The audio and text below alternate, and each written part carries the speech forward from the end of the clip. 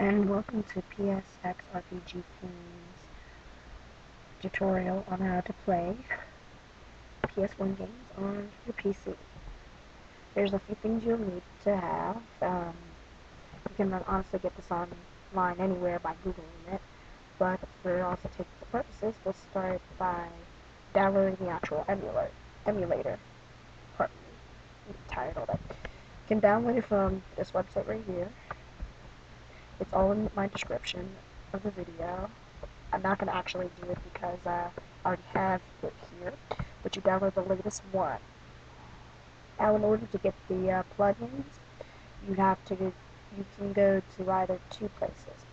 You can go to the places I've described in the link, and here's where you go. You have to click on PlayStation. You don't have to be a registered user, but I am anyway.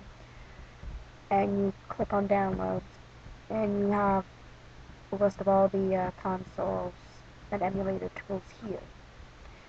I never really particularly use this because I can find, plugins for other ones here.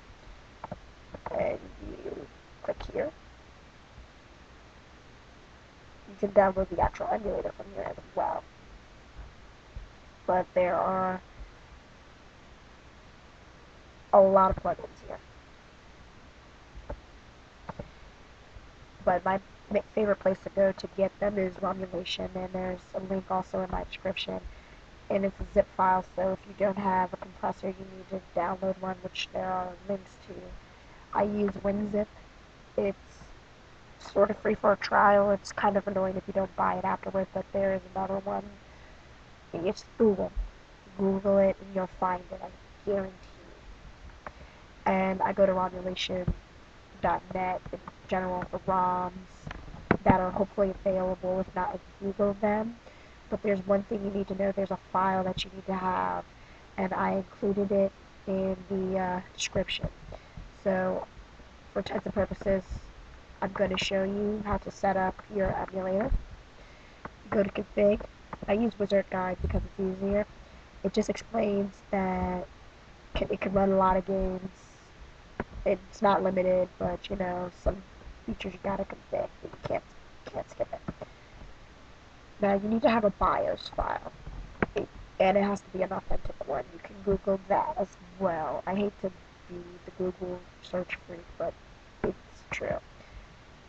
For me, because I live in the United States, I like using this one.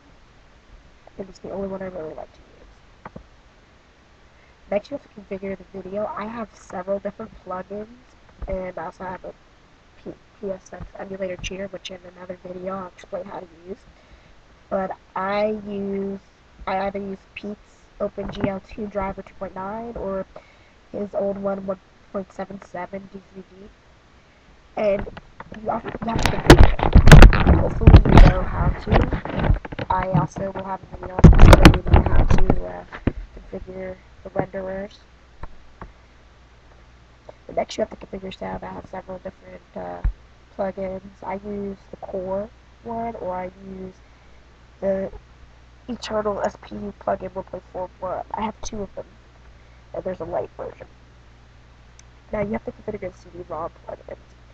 CD-ROM plugins are for whenever you want to actually stick in an actual PlayStation game that you have, like the actual CD-ROM, and stick it in your computer, and it will actually read it and play it through here. I only have three, but there are lots out there. And then you have the pads, so that you can use a keyboard, or unless you have a USB controller. Mine is strictly limited to keyboard. Sometimes it's annoying. And you're all done. I hope you liked my somewhat of a Google tutorial of how to play PlayStation 1 emulator on PS1.